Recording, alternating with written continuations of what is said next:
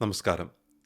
പല മലയാളി കുടുംബങ്ങളിലും അനുഭവമുള്ളതും എന്നാൽ വളരെ കുറച്ച് പേർ മാത്രം തുറന്ന് സംസാരിക്കുന്നതുമായ ഒരു വിഷയത്തെക്കുറിച്ചാണ് നമ്മളിന്ന് ഈ വീഡിയോയിൽ സംസാരിക്കാൻ പോകുന്നത്. നിങ്ങൾ വിവാഹിതരാണെങ്കിൽ അല്ലെങ്കിൽ ഉടൻ വിവാഹം കഴിക്കാനായിട്ട് പ്ലാൻ ചെയ്യുന്നുണ്ടെങ്കിൽ ഈ ടോപ്പിക്ക് തീർച്ചയായിട്ടും ഇഷ്ടപ്പെടാനായിട്ട് സാധ്യതയുണ്ട്. അത് മറ്റൊന്നുമല്ല, നമ്മുടെ അമ്മായപ്പനും അമ്മായിമ്മമാരുമൊക്കെ ആയിട്ടുള്ള ബന്ധത്തെക്കുറിച്ചാണത്. അതെ, ആ മനോഹരമായ, സങ്കീർണമായ, ചിലപ്പോൾ ആശയക്കുഴപ്പങ്ങളൊക്കെ ഉണ്ടാക്കുന്ന അമ്മാവന്മാരും അമ്മായിമാരും അമ്മായിപ്പന്മാരും അമ്മായിമ്മമാരും ഒക്കെയുള്ള ഒരു വലിയ ലോകം. എന്നെ തെറ്റിദ്ധരിക്കരുത്. എല്ലാ അമ്മായിമ്മമാരും വലിയ പ്രശ്നക്കാരാണ്, ഞാൻ അവരുടെ കുറ്റം പറയാനായിട്ടാണ് ഈ വീഡിയോയിലൂടെ ശ്രമിക്കുന്നത് എന്ന് വിചാരിക്കരുത്. പലപ്പോഴും നല്ല ഉദ്ദേശത്തോടെയൊക്കെ ആണെങ്കിൽ പോലും ഈ ബന്ധങ്ങളിലൊക്കെ വലിയ അസ്വസ്ഥതയും കാര്യങ്ങൾ കുഴഞ്ഞു മറിയുന്നതായിട്ടും ഒക്കെ വരുന്നത് നമ്മൾ അനുഭവിക്കാറുണ്ട്. എന്തുകൊണ്ടാണ് ഇങ്ങനെയൊക്കെ സംഭവിക്കുന്നത് എന്നുള്ളൊരു ചോദ്യം നമ്മൾ ചോദിച്ചാൽ അതിൻ്റെ ഉത്തരം ഒന്നേ ഉണ്ടാവുള്ളൂ: പലപ്പോഴും അതിരുകളില്ലാത്തതാണ് ഇതിൻ്റെ കാരണം. ഇൻലോസുമായിട്ടുള്ള നമ്മുടെ ബന്ധങ്ങൾ എങ്ങനെയായിരിക്കണം അവരുമായിട്ടുള്ള ബൗണ്ടറി സെറ്റ് ചെയ്യേണ്ടത്, അതിൻ്റെ പ്രാധാന്യം എന്തൊക്കെയാണ്, ഇതൊക്കെയാണ് നമ്മളിന്ന് ഈ വീഡിയോയിൽ സംസാരിക്കുന്നത്. അതിരുകൾ നമ്മൾ സെറ്റ് ചെയ്യുന്നതിലൂടെ നമ്മൾ ഓർക്കേണ്ട കാര്യം, നമ്മൾ ആളുകളെ മാറ്റി നിർത്താനായിട്ടുള്ള മതിലല്ല നമ്മൾ ഉണ്ടാക്കുന്നത്. അവ ഗേറ്റുകളുള്ള വേലികളാണ്. സ്നേഹത്തിനും ബഹുമാനത്തിനും അല്ലെങ്കിൽ പരസ്പരം ചവിട്ടാതെ തൊഴിക്കാതെ വളർന്നു വരാൻ കഴിയുന്ന ഒരു ഇടം സൃഷ്ടിക്കുന്നതിന് വേണ്ടിയിട്ടാണ് നമ്മളിങ്ങനെ ബൗണ്ടറി സെറ്റ് ചെയ്യുന്നത്. ആദ്യമായിട്ട് എന്തുകൊണ്ടാണ് ഈ അതിരുകൾ പ്രധാനപ്പെട്ട ഒരു കാര്യമാണ് എന്ന് നമുക്കൊന്ന് പരിശോധിക്കാം. ഞാനൊരു ചെറിയ കഥ പറയുകയാണ്. എൻ്റെ ഒരു ഫ്രണ്ടാണ് ദിവ്യ. വിവാഹം കഴിഞ്ഞ് ഭർത്താവിൻ്റെ വീട്ടിലേക്ക് താമസം മാറി. അവളുടെ അമ്മായിമ്മ ഒരു നല്ല സ്ത്രീയായിരുന്നു. പക്ഷേ ആദ്യ ദിവസം മുതൽ ദിവ്യ എങ്ങനെ പാചകം ചെയ്യണം, ഈ വീട്ടിൽ എങ്ങനെ ആയിരിക്കണം, എന്ത് വസ്ത്രമാണ് വീട്ടിൽ ധരിക്കേണ്ടത്, എപ്പോഴാണ് കുട്ടികൾ ഉണ്ടാവേണ്ടത്, ഇങ്ങനെയുള്ള എല്ലാ കാര്യങ്ങളിലും ദിവ്യയുടെ അമ്മായിമ്മ ഇടപെടാനായിട്ട് തുടങ്ങി. തുടക്കത്തിൽ ദിവ്യ മിണ്ടാതിരുന്നു. അവൾ ചിന്തിച്ചു, എനിക്ക് അവരെ ബഹുമാനിക്കാതിരിക്കാൻ കഴിയില്ല. കാരണം എൻ്റെ ഭർത്താവിൻ്റെ അപ്പനും അമ്മയുമാണ്. അപ്പോൾ അവരോട് എനിക്ക് സ്നേഹമുണ്ടാവണം, അവരെ ഞാൻ ബഹുമാനിക്കണം, വെറുതെ കുടുംബ പ്രശ്നം ഉണ്ടാക്കരുത്, നാട്ടുകാരെന്നെ കൊണ്ട് എന്നെക്കുറിച്ചൊന്നും പറയാനായിട്ട് ഇടവരരുത്, ഇങ്ങനെയുള്ള പല കാര്യങ്ങൾ കൊണ്ട് ഒന്നും പറയാതെ അവൾ സഹിക്കാനായിട്ട് തീരുമാനിച്ചു. എന്നാൽ കാലക്രമേണ ആ നിശബ്ദത ഒരു നീരസമായിട്ട് മാറാൻ തുടങ്ങി. അവൾക്ക് അവളുടെ ഒരു പേഴ്സണാലിറ്റി അല്ലെങ്കിൽ ഒരു സ്വന്തം വ്യക്തിത്വം നഷ്ടപ്പെടുന്നതായിട്ട് അനുഭവപ്പെടാനായിട്ട് തുടങ്ങി. അപ്പം ഇതിൻ്റെ കാരണം ഇതാണ്: അതിരുകൾ വയ്ക്കാത്തത് കൊണ്ടാണ് ഇപ്രകാരം സംഭവിച്ചത്. നിങ്ങൾക്ക് നിരാശയും ക്ഷീണവും അനുഭവപ്പെടുകയും നിങ്ങളുടെ പങ്കാളിയിൽ നിന്ന് പോലും വൈകാരികമായിട്ട് അകന്നു പോകാനായിട്ട് ഇത് ഇടയാവുകയും ചെയ്യും. ഇത് അമ്മായിമ്മമാരിൽ നിന്നോ അല്ലെ അമ്മായിപ്പന്മാരിൽ നിന്നോ മാത്രമുള്ള ഒരു അകൽച്ചയല്ല, മൊത്തത്തിൽ അവരുടെ ജീവിതത്തിൽ നിന്നും അല്ലെങ്കിൽ നമ്മുടെ ജീവിതത്തിൽ ഒരു നീരസത്തിൻ്റെ, ഒരു നിരാശയുടെ ഒരവസ്ഥയിലേക്ക് നമ്മൾ പോകുന്ന ഒരു അനുഭവമായിട്ട് ഇത് മാറാനായിട്ട് കാരണം ആയിട്ട് വരും. അതുകൊണ്ടാണ് ബൗണ്ടറി സെറ്റ് ചെയ്യുക എന്നുള്ളത് വളരെ പ്രധാനപ്പെട്ട ഒരു കാര്യമായിട്ട് വരുന്നത്. ഇനി നമുക്ക് കണ്ടെത്തേണ്ടത് എവിടേക്കാണ് ഈ പ്രശ്നം ഉണ്ടാവാനായിട്ട് സാധ്യതയുള്ളത്, നമുക്കൊന്ന് പരിശോധിക്കാം. നമ്മുടെ മലയാളി കുടുംബങ്ങളിൽ സാധാരണയായിട്ട് അതിർവരമ്പുകളുടെ പ്രശ്നങ്ങൾ ഉണ്ടാകുന്നത് എവിടേക്കാണ്?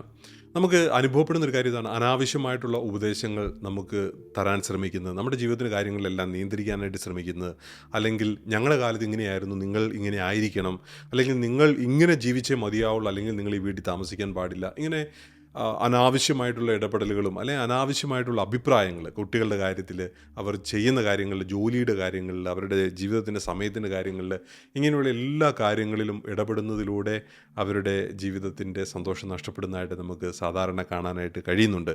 അല്ലെങ്കിൽ കൊച്ചിനെ അങ്ങനെ പിടിക്കാൻ പാടില്ല, അല്ലെങ്കിൽ കൊച്ചിനെ ഇങ്ങനെ ചെയ്യാൻ പാടില്ല, ഇങ്ങനെ ധാരാളം അഭിപ്രായങ്ങൾ വന്ന് ഒരു തരത്തിലും ഒരു മനസ്സിൻ്റെ ഒരു സ്വാതന്ത്ര്യം അനുഭവിക്കാൻ പറ്റാത്ത അനുഭവത്തിലൂടെ കടന്നു പോകുന്ന ഒട്ടനവധി ആളുകളുണ്ട്. ഇപ്പോൾ ഓർക്കേണ്ട ഒരു പ്രധാനപ്പെട്ട കാര്യം, ഇങ്ങനെയുള്ള ഈ പ്രശ്നത്തെ തിരിച്ചറിയുന്നത് മാറ്റത്തിൻ്റെ ആദ്യപടിയാണ്. അപ്പോൾ ഇതൊരു ഏരിയയാണ്, എനിക്ക് ഡെവലപ്പ് ചെയ്യാൻ പറ്റുന്ന ഒരു ഏരിയയാണ് എന്ന് തിരിച്ചറിയുക എന്നുള്ളതാണ് രണ്ടാമത്തെ ഏറ്റവും പ്രധാനപ്പെട്ട കാര്യം. ഇനി അടുത്തത് നമ്മൾ ഓർക്കേണ്ട കാര്യം ആശയവിനിമയം എന്നുള്ള കാര്യമാണ്. Communication is the key. അതിരുകൾ നിശ്ചയിക്കുക, അത് വഴക്കിട്ടോ ബഹളം വയ്ക്കുകയോ ഒന്നും ചെയ്യാതെ വളരെ ശാന്തമായ രീതിയിൽ അത് മറ്റുള്ള ആളുകൾക്ക് മനസ്സിലാകുന്ന രീതിയിൽ അത് പങ്കുവയ്ക്കുക. സത്യസന്ധവും ബഹുമാനപൂർവവുമായിട്ടുള്ള ആശയവിനിമയങ്ങളിലൂടെ നമ്മുടെ ബന്ധങ്ങളെ പരിപോഷിപ്പിക്കാനായിട്ട് നമുക്ക് കഴിയും. അവിടെ പലപ്പോഴും നമ്മുടെ ബഹുമാനവും അല്ലെങ്കിൽ ആദരവും ഒരു നിശബ്ദതയും ഒക്കെ നമ്മുടെ ജീവിതത്തെ തകർത്ത് കളയുകയാണ് ചെയ്യുന്നത്. പക്ഷേ മനസ്സ് തുറന്ന് സംസാരിക്കാനുള്ള ധൈര്യം കാണിക്കുകയും അത് ചെന്ന് പറയുകയും ചെയ്യുന്നതിലൂടെയാണ് നമ്മുടെ ജീവിതത്തിൻ്റെ യഥാർത്ഥ സന്തോഷം നമുക്ക് കണ്ടെത്താനായിട്ട് കഴിയുക. പലപ്പോഴും ഇതെല്ലാം ഉള്ളിൽ ഒതുക്കി സഹിച്ച് പ്രാഗി നരകിച്ച് ജീവിക്കുന്ന ഒട്ടനവധി ആളുകളുണ്ട്. ഞാനൊരു ഉദാഹരണം പറയാം. നിങ്ങളുടെ അമ്മായിമ്മ നിങ്ങളോട് പറയാതെ ഇടയ്ക്കിടയ്ക്കൊക്കെ നിങ്ങളുടെ വീട്ടിൽ വരുന്നു എന്ന് കരുതുക. ഇവിടെ എപ്പോഴും വരുന്നത് നിർത്തുക എന്ന് ആക്രോശിച്ച് പറയുന്നതിന് പകരം നിങ്ങൾക്ക് ഒരുപക്ഷെ അമ്മായിയമ്മയോട് വളരെ സ്നേഹത്തോടെ ഇങ്ങനെ പറയാം, ഞങ്ങൾക്ക് യഥാർത്ഥത്തിൽ നിങ്ങളോടൊപ്പം സമയം ചെലവഴിക്കുന്നതിന് വളരെ ഇഷ്ടമാണ്. പക്ഷേ ഒന്ന് പറഞ്ഞിട്ട് വരുവാണെങ്കിൽ ഞങ്ങൾക്കത് വളരെ സഹായകമായിരിക്കും. നമുക്ക് ഒരുമിച്ച് സമയം ചെലവഴിക്കാമല്ലോ. ഞങ്ങളുടെ കാര്യങ്ങളൊക്കെ ഒന്ന് ചെയ്തു വെച്ച് ആ സമയത്ത് നമുക്ക് കാണാൻ പറ്റുവാണെങ്കിൽ അത് നല്ലതാണല്ലോ എന്ന് പറയാനായിട്ടുള്ള ഒരു സ്വാതന്ത്ര്യം ഉണ്ടാക്കിയെടുക്കുക, അല്ലെങ്കിൽ പറയുക. അത് കുറ്റപ്പെടുന്നതിന് പകരം അത് ഞാൻ എന്ന വാക്കിൽ തുടങ്ങുന്ന പ്രസ്താവനയിൽ ചെയ്യുകയാണ് എങ്കിൽ അത് ഒത്തിരി ഫലപ്രദമായിട്ട് വരും എന്ന് പല സൈക്കോളജിസ്റ്റും നമ്മളെ ഓർമ്മിപ്പിക്കുന്നുണ്ട്. അതായത് പെട്ടെന്ന് മാറ്റങ്ങൾ ഉണ്ടാകുമ്പോൾ എനിക്ക് ഭാരം അനുഭവപ്പെടുന്നത് കൊണ്ട് ഇങ്ങനെ ചെയ്യാൻ കഴിയുമോ, അല്ലെങ്കിൽ എനിക്ക് വൈകുന്നേരങ്ങളിൽ കുറച്ച് ശാന്തമായ സമയം ആവശ്യമുണ്ട്, അപ്പോൾ അതുകൊണ്ട് ഇങ്ങനെ ചെയ്യാൻ കഴിയുമോ എന്നൊക്കെ നമ്മൾ എനിക്ക് എന്നുള്ള രീതിയിൽ, അല്ലെങ്കിൽ ഞാൻ എന്നുള്ള രീതിയിൽ കാര്യങ്ങൾ അവതരിപ്പിക്കുന്നതിലൂടെ കാര്യങ്ങളെ മൃദുവായിട്ട് അവതരിപ്പിക്കാനും അത് അവരുടെ ജീവിതത്തിലേക്ക് ഒരു മെസ്സേജ് കൊടുക്കാനായിട്ടും ഇടയായിട്ട് മാറും എന്ന് ഈ മനഃശാസ്ത്രജ്ഞന്മാർ നമ്മളെ ഓർപ്പിക്കുന്നുണ്ട്. ഓർക്കേണ്ട ഒരു കാര്യം, എപ്പോഴും നിങ്ങളുടെ പങ്കാളിയുമായിട്ടൊരു ടീമായിട്ട് നിൽക്കുക, പങ്കാളിയുമായിട്ട് എപ്പോഴും സംസാരിക്കുക. ആശയവിനിമയത്തിലെ ഈ ഐക്യമാണ് പലപ്പോഴും മാറ്റങ്ങളിലേക്ക് നമ്മളെ എത്തിക്കുക. ഇനി നമുക്ക് ആരംഭിക്കാൻ സാധിക്കുന്ന ചില പ്രായോഗികമായിട്ടുള്ള കാര്യങ്ങൾ നമുക്ക് ഓർക്കാനായിട്ട് നമുക്ക് ശ്രമിക്കാം. ഒന്നാമതായിട്ട്, വിഭജിച്ച് വിജയിക്കാനായിട്ട് ശ്രമിക്കരുത്. ഒരിക്കലും വിജയിക്കില്ല, അത് നാശത്തിലേക്ക് എത്തുകയുള്ളൂ. കാരണം നമ്മൾ ഒരു ഉദാഹരണം പറയാം. ആൺമക്കൾക്ക് അമ്മമാരോട് ഒരു സ്പെഷ്യൽ ബന്ധം എപ്പോഴും ഉണ്ട് എന്ന് നമ്മുടെയൊക്കെ ജീവിതത്തിൽ അനുഭവപ്പെടുന്നൊരു കാര്യമാണ്. അപ്പോൾ അതുകൊണ്ട് ഭാര്യയായിട്ടുള്ള ആൾ അല്ലെങ്കിൽ പങ്കാളിയായിട്ടുള്ള ആൾ ഈ ഭർത്താവിൻ്റെ അമ്മയുമായിട്ടുള്ള ബന്ധത്തെ വിഭജിക്കാനായിട്ട് ശ്രമിച്ചു കഴിഞ്ഞാൽ, പിറകിൽ നിന്ന് കുത്താനായിട്ട് ശ്രമിച്ചു കഴിഞ്ഞാൽ തീർച്ചയായിട്ടും അത് പിന്നീട് തിരിച്ചടിയും. അപ്പോൾ അതുകൊണ്ട് അവരെ വിഭജിക്കാതെ അവരെ ഒന്നിപ്പിച്ച് നിർത്തിക്കൊണ്ട് തന്നെ ഭർത്താവിൻ്റെ സ്നേഹം സ്വന്തമാക്കാനായിട്ട് ശ്രമിക്കുക എന്നുള്ളതാണ് പ്രധാനപ്പെട്ട കാര്യം. അതിനകത്ത് ഈ പാർട്ട്നേഴ്സ് ഒരുമിച്ചൊരു നല്ല പദ്ധതി ഉണ്ടാക്കുക, പ്ലാൻ ചെയ്യുക. എങ്ങനെയാണ് നമുക്കിത് എക്സിക്യൂട്ട് ചെയ്യാനായിട്ട് സാധിക്കുക, എന്തൊക്കെ കാര്യങ്ങൾ നമ്മൾ സംസാരിക്കണം, എപ്പോഴൊക്കെ ആയിരിക്കണം നമ്മൾ സന്ദർശിക്കേണ്ടത്, എപ്പോഴൊക്കെ നമ്മൾ വിളിക്കണം, എപ്പോഴൊക്കെ നമ്മുടെ കുട്ടികളുടെ കാര്യത്തിലുള്ള അഭിപ്രായങ്ങൾ അവരിൽ നിന്ന് സ്വീകരിക്കണം.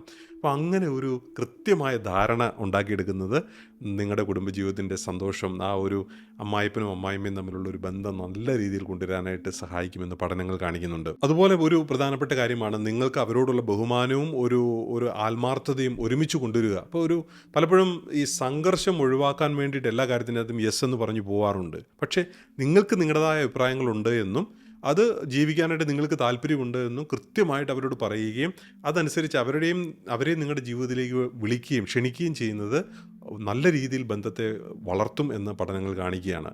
ഇനി അടുത്തത്, നല്ല നിമിഷങ്ങളെ ആഘോഷിക്കാനായിട്ട് ശ്രമിക്കുക. B grateful for all the services. നമ്മുടെ പ്രത്യേകിച്ചും അമ്മായിപ്പനും അമ്മായിമ്മയും ഒക്കെ നമ്മുടെ കുഞ്ഞുങ്ങളെ നോക്കുന്ന കാര്യത്തിൻ്റെ അതാണെങ്കിലും, അല്ലെങ്കിൽ ഗിഫ്റ്റുകൾ കൊടുക്കുന്ന കാര്യത്തിൽ ഒക്കെ ചിലപ്പോൾ നല്ല അഭിപ്രായങ്ങളൊക്കെ തരുന്ന കാര്യത്തിലൊക്കെ സഹായിക്കുന്നുണ്ട്. അപ്പം always be grateful.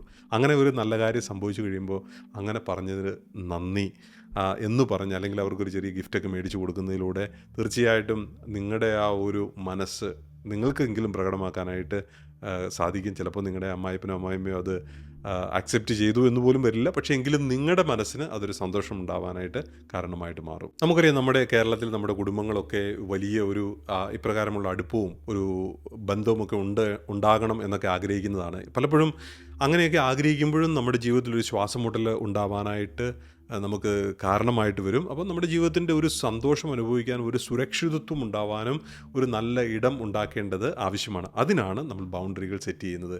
Clear boundaries will give clarity.